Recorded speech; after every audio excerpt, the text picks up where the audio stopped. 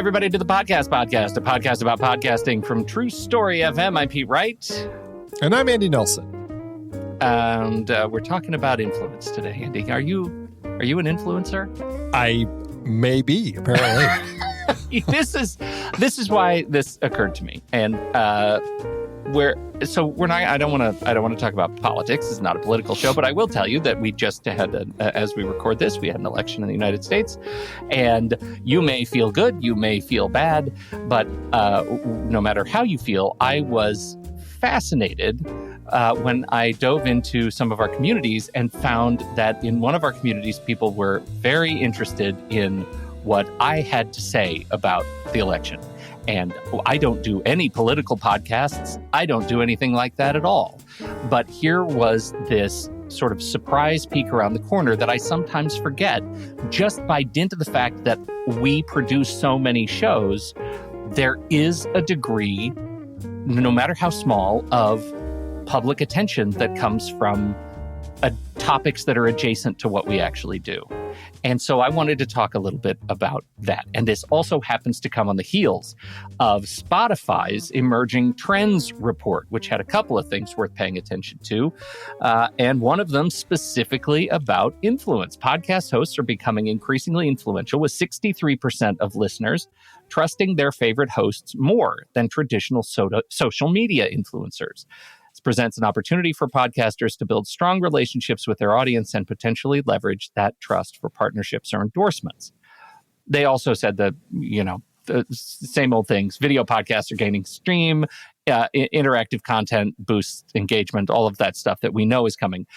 But I want to talk just a little bit about that first part, about what it means to be influential by way of podcasting. So with that preamble, that setup, Andy, now, do you think you are an influencer? I'm not. I am a podfluencer. Oh, Andy, that is the best and worst word for you to use. Oh, I know. I don't like it, but that's what I am. We're podfluencers. We're podfluencers and across domains.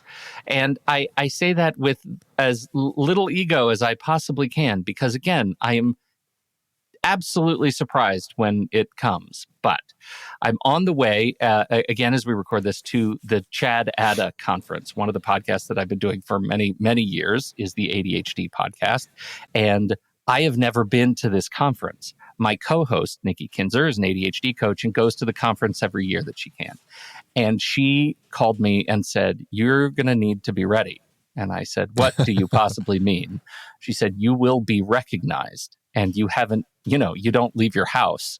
And you should know that you're going into a fishbowl, and people see your picture on our podcast every week, and they know who you are, and you should be ready for that." They know who you are. They know who you are, and you're going to be staying in the hotel. So from the moment you leave your hotel room, there is an opportunity for you to be pulled aside for hugs and selfies and all of that stuff. And that seems very strange to me. It's got to have your game face on at all times. You got to have your game face on at all times. It's like being an actor. You have to establish your outside persona, your show persona, so that you have that separation of your own self to your publicly presented self. That's right. That's right. We never want them to find out the private stuff. No. Or do you? And that's an interesting thing with podcasting, right? Yeah, it really is. And I think one of the reasons that we build such a relationship, and one of the reasons I wanted to sort of dive into podcasting in the first place, is because I really appreciate the level of vulnerability that comes from the hosts that I am a fan of and of their shows. And I feel like I learn from that sort of human vulnerability. And I have spent a lot of years putting myself out there in a very sort of similar space, because I have great role model podcasters out there that I feel like I try to truck in their orbit. And because we have been authentic as we can, and vulnerable, and we've shared personal experiences, and we offer behind the scenes stuff, and we talk about, the lessons we learn and the mistakes we make, I think people develop a sense of trust in us that is parasocial, right? that it is a relationship that is developed without actually developing a relationship, that one-sided relationship. And so at the same time that I very much look forward to interacting with the guests, and I think you ask a lot of podcasters, like, what is the most fun?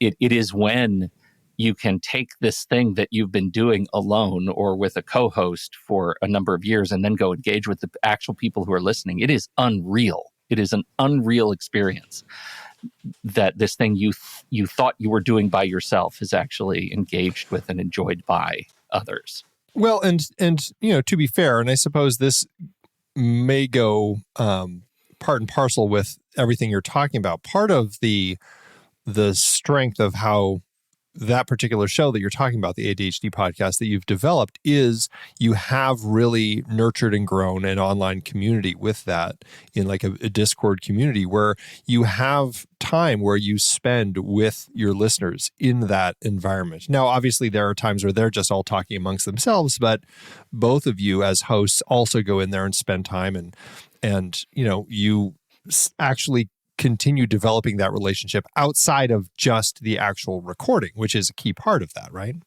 Yes, it is a very important part of it, and it's why I think people kind of wait to hear from us on certain issues in the community, and I think it's important, and it's important for the show. It's important for the show to continue to grow. When new people join the community, they are met with people who are already engaged, and they see how those role model relationships build, right? They see other fans and community members in the show, and they see how people are talking about the show and talking to one another and supporting one another. And that creates that sort of engagement that we're, for that show in particular, we're at a place of privilege where we don't have to be in there every single day. But when we do, that direct engagement, I think matters even more. Yeah, no, absolutely. And I think that's a key part of it, because it just is a space where the people who listen to your show feel that they can have a little bit more of that connection. And again, even if it's not necessarily with the two of you, it's finding other like-minded individuals that then they can continue to develop relationships with. Yeah.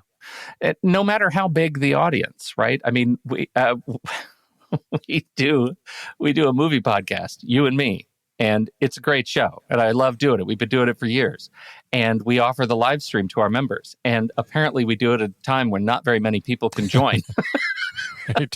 And that's okay, because the people who do join are active participants in this process, right? They're active chatters. They love to ask us questions, and that becomes a really important part of the fabric of the show that we're building, is that relationship. And I think that's a thing that you lose track of when you're a fan of, let's say, a television show. And sure, you can go into a Reddit and you can talk about how much you love it. But I think podcasting has this unique sort of level where there's this separation, this sort of peeling back the veil between audience and host that is that allows you to have a different kind of relationship than you do with traditional talent on your favorite shows. Yeah, right. And I think there comes a certain degree of responsibility on both parts, as a fan and as a host, to be present, to do the things that continue to engage the audience. What would you say are other things that, when you get to this point of being a podfluencer, how do you need to kind of, I don't want to say keep up appearances, but like, how do you continue to kind of, provide that value for the people who listen to your podcast? Because there's obviously, where we've been talking about kind of like having that space where you can engage with your audience, but what else? Well, I think that's a great question. And, I'll take to another show we produce, How to Split a Toaster. I love that show. The show is about divorce. I'm not divorced. Who cares? But I'm doing the show with a divorce attorney, and we're trying to teach people who are thinking about divorce, who are in that potentially very, very difficult space and time in their lives, how to get through the process from the perspective of an attorney. And one of the very first things we do for engagement is open up just a simple feedback form, a simple question form where listeners can ask their questions, their specific question, and get it answered on the show to an attorney. Yeah. And that, from the moment that started, it comes in, the questions started to trickle in, and then they started to more than trickle in, and we would end up having to do entire episodes over the course. I mean, you produced that show. How long do you think it took before we ended up having to do an entire episode? 6 months, a year? Yeah, maybe. I mean, but once we started actually asking people to send us questions, it didn't take that long. It didn't take that long. And once you start asking the questions and asking for engagement, listeners respond. Right? Yeah. They will eventually respond. And that has been an incredibly valuable part of how I feel about that show, because it's a sign that you're not alone in a cave. It's a sign that people are interested and they're curious about how the show impacts their lives, what can they learn about their next step. So I think engaging by way of listener questions is incredibly valuable. Well, and on that show, that's a good example to have brought up, because in addition to that show, we've recently started live streaming on several different platforms like Facebook, LinkedIn, YouTube, and listeners can watch the live stream and ask questions while we're recording of the episode we're talking about. And then we can, integrate those directly into the episode as we record. So that's another way that we're kind of bringing that to the next level. You are the master of polls in our online communities. How do you think about polls and that kind of interaction that's not directly related to on-air stuff? I mean, they're great to just put out there, and doing polls, doing question of the day, those sorts of things just gets people active and engaged and thinking about things. Also, it gives you a sense as to, what people are interested in and what they're wanting to hear you talk about, what they're not necessarily wanting to hear you talk about. And they can be a big help just to get a sense as to what are people wanting out of the show that you're putting on. So they're great to do, and they don't take a lot of work, to put something together for your listeners, running those on social media, or if you have a Discord group or something like that, they're a great way to just kind of tap into the mindset of those people who are your listeners at any point in time. Yeah. It keeps them thinking about your show too. Yeah. Right. Like that's, there's nothing wrong with that. The more you can keep your show in the back of their mind, the more quickly they're going to be listening to it when that notification hits their phone and it says, "Hey, new episode." Well, and to that end also, like for the movie podcast, the next reel that Pete was mentioning, that is a show where we'll have polls specifically for members to find out like what member bonus episode, what movie do they want to hear us talk about in the next month's member bonus episode. And that's a great way to also get direct feedback from them about what they actually want to hear you discuss. And so those sorts of polls can be real handy because it makes the listeners feel like they're actually getting a say in the conversations that you have. The community that we're talking about here is a private community, right? Yes. I should say it crosses the line between it's a bespoke community for the show, and within that community there are private sort of members-only channels where the members have to pay to see those channels. What's your current thinking on these associated communities? In this case, we've chosen Discord as our platform, but you could choose Facebook, you could choose platform of your choice. What's your thinking on that?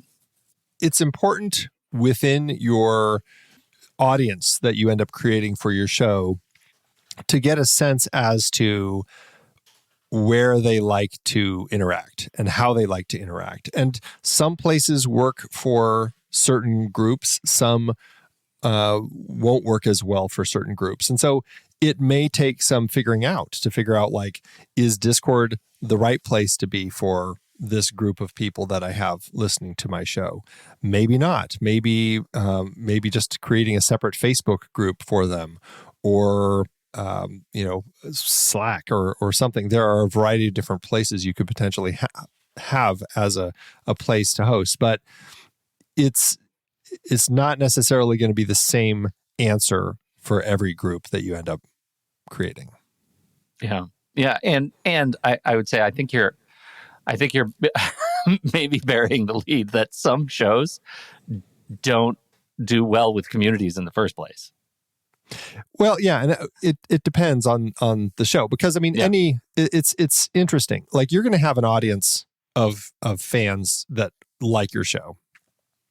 It's only going to be a percentage of those that are going to actively engage in any sort of home online, whether it's a different social media site or a group like Discord or Slack, something like that. There's only going to be a percentage of that. So it's really going to depend on how big your group is to figure out what's that percentage. And then that percentage could change if it's on Discord versus Facebook or something else. And so again, you just really have to figure it out, because absolutely some just are not going to work well for your show, and you really need to figure that out. Yeah. I think, for example, the ADHD community in the self-help space is fantastic. And people who listen to the show, we have enough listeners of that show that, the law of large numbers kicks in, and that percentage that Andy's talking about ends up being quite active and substantial in a way that feels really good, right? There are lots of channels and lots of activity and a lot of people talking about their own issues and the show and all of it. And the just like for podcasts, the economy of communities is very noisy. There are a lot of opportunities for people to fracture their attention, and they're asked to go to all of these different places, and it makes it challenging to make yours valuable enough, especially as a new show, to merit the kind of participation that would make a community grow. Yeah. And the timing matters, right? Timing is sort of everything. Figuring out, you may find that having a channel on a Discord server or a Facebook group is a really great way to get a couple of people talking about your show if it's very new, especially if you are an active participant yourself. If you're, as Andy was saying, if you're posting questions of the day or polls or those sorts of things, you may find that you're going to need to hit 1,000 listeners on the day of release before you end up with the right number of people who are willing to not just listen to your show, but to actually participate in a community. You might need to get to 5,000 listeners or 10,000 listeners to a new release episode before that number equates to enough people who are willing to come talk about their experience listening to your show. But I don't necessarily think that means don't try it. I do think that means be cognizant of the challenges there and don't be disappointed if it doesn't work right away, because it takes time and it takes attention, and you may not have the bandwidth when you're just trying to produce a new show. Yeah, right.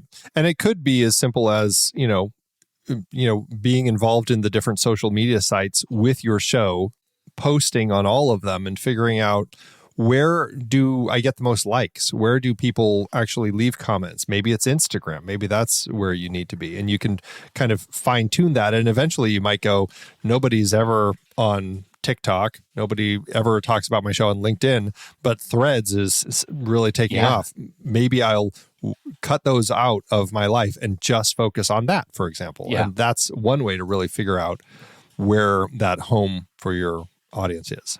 Great point. I think the bottom line is making sure that you show up authentically to show appreciation for the people who are giving you their time and their attention for your show. Yeah. And being able to thank them sincerely and often. And when they write you and do not ask you to keep them anonymous, mention them by first name. Let them know that you're paying attention to them, just as they are paying attention to you. To the extent that equates to perks or merch or things that you want to start adding to your show, that becomes another choice of timing. I know we've done sticker runs in the past where we send surprise notes of stickers and a letter to folks. We've done for one of our shows, we did a podcast bingo card for regular listeners. When they listen to the show, they get this bingo card in the mail, and they get to play along. When they hear us do dumb stuff on a podcast, they actually, get to play along on the show. And that was a fun exercise. The being able to celebrate milestones together And they're not always your milestones. They may be, oh, I released my 10th episode. I released my 100th episode. Those are big milestones for you. But maybe they are external milestones to the show, right? Maybe they're milestones that impact your community. I mentioned the ADHD case. That milestone is the annual conference. Everyone will be there. Let's go celebrate together and acknowledge that this is a time of celebration and success, just like when somebody writes in and says, I'm having a really hard time with where things are in my life and in the world. And I would like to know that my podcast community is with me. That might be a place to mourn, just as you're looking for opportunities to celebrate. And it's a surprise role, I think. That's my point. You start a podcast, you don't imagine that that's going to be a part of the role of being a podcaster, but it is. Yeah, it's a new home for people to find you. And you're putting yourself out there. You're building an audience. That's the entire point of having a podcast, right? Is to talk about whatever it is you're going to talk about and get people to listen. And anytime you're in that sort of situation, you're putting yourself into a place where you are going to develop an audience. Yep. Which is, an important part of this. And you want to nurture it. You want to grow it. You want to hopefully make it bigger, stronger, and just very passionate. And that's, you want those people to appreciate you for putting yourself out there. And worship you because you're raising an army. That's what we're all really doing. Okay, I'll cut our own secret armies, yeah. Thank you for listening, everybody. I hope this gives you just some new things to think about as you work through your podcasting efforts. This is one of the things that's not always easy for everyone, and it is, but it can be one of the most fun, certainly satisfying parts of the game. So I hope this helps. Thank you, everybody, for downloading, listening to the show. We appreciate your time and your attention, and we'll see you next time right here on the podcast about podcasting from True Story FM.